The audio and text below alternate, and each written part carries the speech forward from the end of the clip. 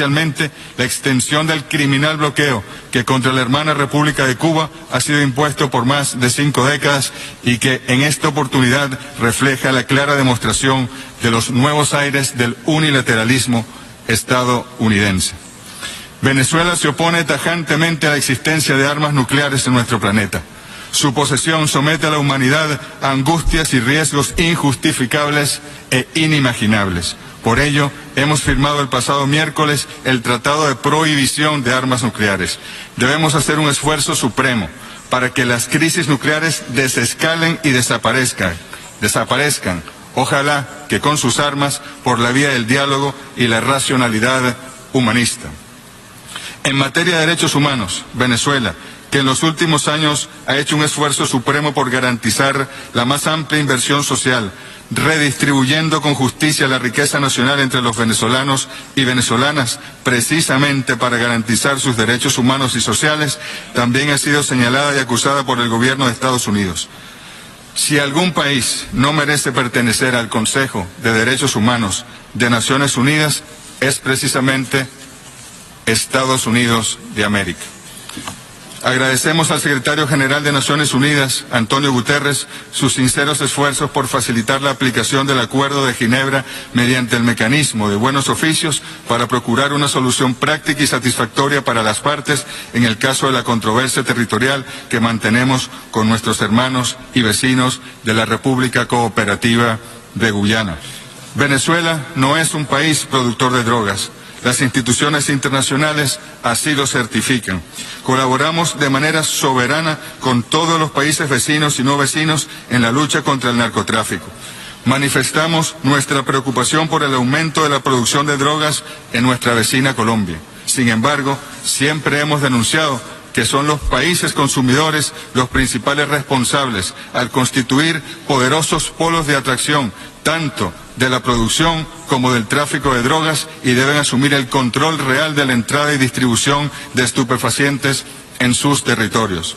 Señor presidente, tal vez no sea coincidencia que días antes y durante este 72 periodo de sesiones los efectos del tantas veces advertido y temido cambio climático se mostraran a través de la devastación y la muerte causada por el caso de huracanes consecutivos de magnitudes antes nunca vistas. Esto ocurría no muy lejos de Nueva York. La furia inusitada de estos fenómenos naturales afectó a nuestros hermanos y hermanas de varios países del Caribe. Roosevelt Skerritt afirmó que estos países pequeños se están poniendo las víctimas de una guerra que no escogieron, que no empezaron y de la que no son parte. Se trata de la guerra de los países desarrollados y del sistema capitalista contra nuestra madre naturaleza. Rescatamos hoy, con mayor fuerza que nunca, la consigna de los movimientos sociales ambientalistas y ecologistas. No cambiemos el clima, cambiemos el sistema. En este contexto, y ante las evidencias de las secuelas de las que hemos sido testigos, nos parece insólito y hostil que el gobierno de Estados Unidos, principal contaminante, pretenda retirarse del Tratado de París, que si bien no es una panacea, es un paso al frente colectivo para mitigar los efectos del cambio climático. El pueblo de Venezuela, como decíamos al principio de nuestra intervención, es sujeto a agresiones permanentes por parte de poderes hegemónicos que pretenden apoderarse de nuestras riquezas naturales. Nada más y nada menos que de la primera reserva de petróleo del mundo, una de las más importantes reservas de gas, de oro, de diamante, de coltán, hierro, aluminio, torio, diversidad biológica, recursos hídricos, tierras fértiles, entre otras. Hemos sufrido ataques multiformes contra nuestra economía, nuestra moneda, nuestra capacidad de producción. Los ataques han incluido la generación inducida de violencia política interna por parte de factores políticos que han tratado de llegar al poder por vías no democráticas desde el año 2002. Este año sufrimos 4 meses de violencia política, dirigida una vez más a derrocar al presidente Nicolás Maduro. Tras la tensión y el dolor por las muertes injustificables, la violencia de la oposición fue neutralizada y aplacada por la gran demostración democrática y popular del 30 de julio, en la que más de 8 millones de venezolanos y venezolanas acudieron a votar por la paz para elegir una ciudadana, soberana y plenipotenciaria Asamblea Nacional Constituyente. Nuestra Asamblea Nacional Constituyente en convivencia y respeto con el resto de los poderes constituidos, se ha convertido no solo en pacificadora y protectora del pueblo, sino en instrumento por excelencia para el diálogo nacional y la legítima atención de los problemas más urgentes de nuestro país. La nuestra es una democracia activa y popular. En Venezuela hemos organizado 22 procesos electorales en 18 años. De ellos, la revolución ha triunfado en 20 elecciones. Siempre hemos desarrollado el diálogo social como método de profundización de nuestra democracia. Por eso, saludamos también que la oposición política venezolana haya decidido reencauzarse por el camino de la democracia y la Constitución al participar todos sus partidos en las elecciones de gobernadores del próximo 15 de octubre. Como celebramos que el presidente Danilo Medina de República Dominicana, los expresidentes Rodríguez Zapatero de España y el expresidente Leonel Fernández también de República Dominicana hayan tomado y concretado la iniciativa de diálogo que el presidente Nicolás Maduro anunció justo después de la instalación de la Asamblea Nacional Constituyente y hayan convocado a las partes a un proceso al cual se han sumado Nicaragua, Bolivia, México y Chile. Agradecemos el sincero apoyo de estos países y gobiernos amigos para propiciar la única solución posible, una solución pacífica, constitucional y soberana, es decir, construida entre los venezolanos y las venezolanas. A través de esta frecuencia queremos... Estaba escuchando ahorita un audio sobre lo de la Mega. Quería acotar algo con relación al discurso de Jorge Arriaza. Hay dos artículos de Pascualina Curcio, uno de ellos se llama Dictadura y crisis humanitaria, invento de Donald Trump para intervenir en Venezuela, del 7 de septiembre, recientemente. Dice más o menos así, dice: haciendo a un lado toda normativa del derecho de los tratados internacionales que prohíben la injerencia en los asuntos internos de otro país y la aplicación de medidas coercitivas de carácter económico y político para forzar la voluntad de los pueblos, el gobierno de Estados Unidos ha aplicado sanciones económicas a Venezuela.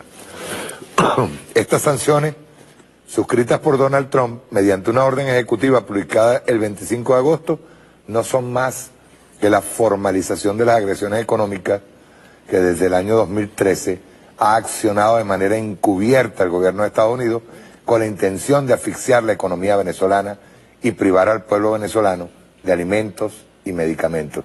Yo quiero recordarle a los Estados Unidos que con Cuba no pudieron, ni con bloqueo ni con nada, ahí están.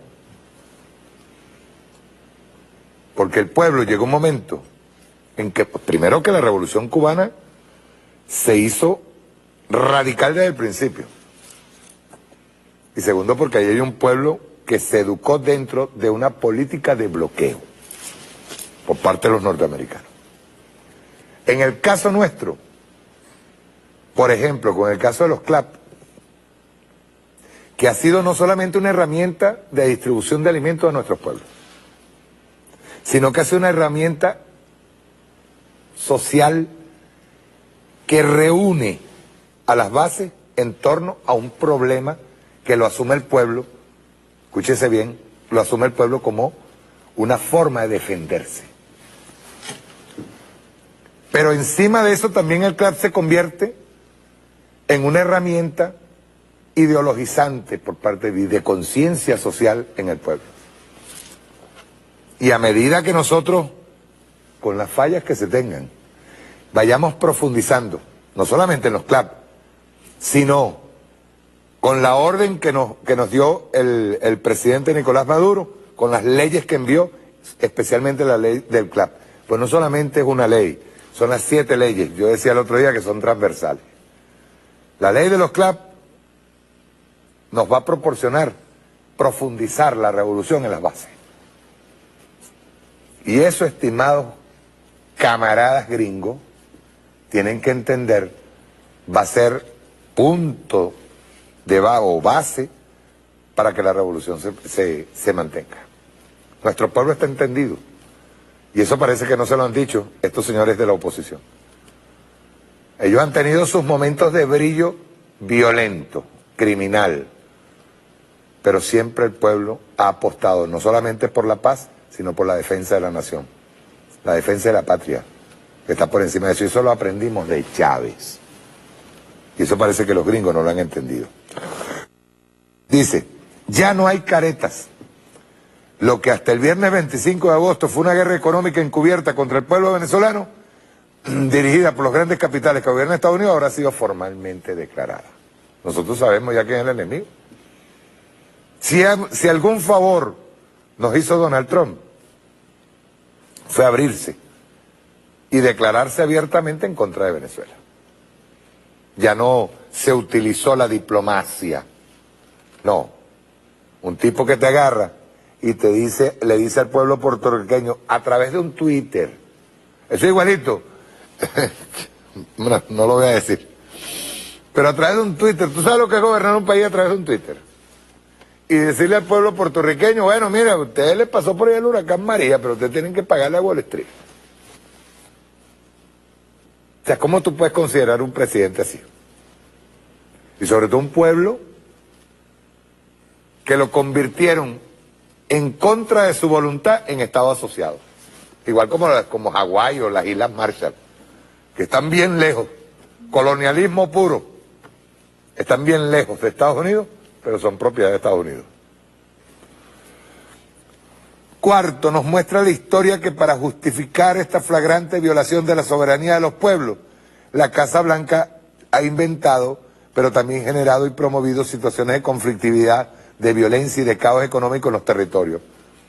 Recordamos, por ejemplo, el invento en 2003 de las armas de destrucción masivas nucleares, bacteriológicas y químicas en Irak, armas que hasta la fecha no han sido halladas, o la situación de violencia que ha venido generando desde 2011 en Libia mediante la infiltración de grupos paramilitares para justificar el bloqueo financiero. Miren, esto es un dato rápido porque el tema número uno, cuando nosotros hablamos de lo que ha provocado la violencia opositora, yo quiero enseñarle unas cosas también de Pascualina Curcio, quien ha dedicado buena parte de todos estos escritos al examen riguroso de las cifras, riguroso y científico de las cifras. Miren, en 2003, 2001, 2003, con lo del paro, el paro primero empresarial, luego el golpe de Estado y el paro petrolero. Y esto es un recordatorio que le hago a los empresarios. Vean esto. El Producto Interno Bruto en el año 2001 al 2003, vean esto, el Producto Interno Bruto de la República Bolivariana de Venezuela disminuyó en un 17%, por culpa de los ataques a la revolución bolivariana por parte de la derecha fascista. Más adelante, la inversión privada, vean ustedes, disminuyó 79%. Pasó de ser 17% a 4% del Producto Interno Bruto. 79% la inversión privada en ese momento, en el paro patronal. Para ustedes el daño. Vean ustedes que las cifras iban por encima y ellos brutal, vean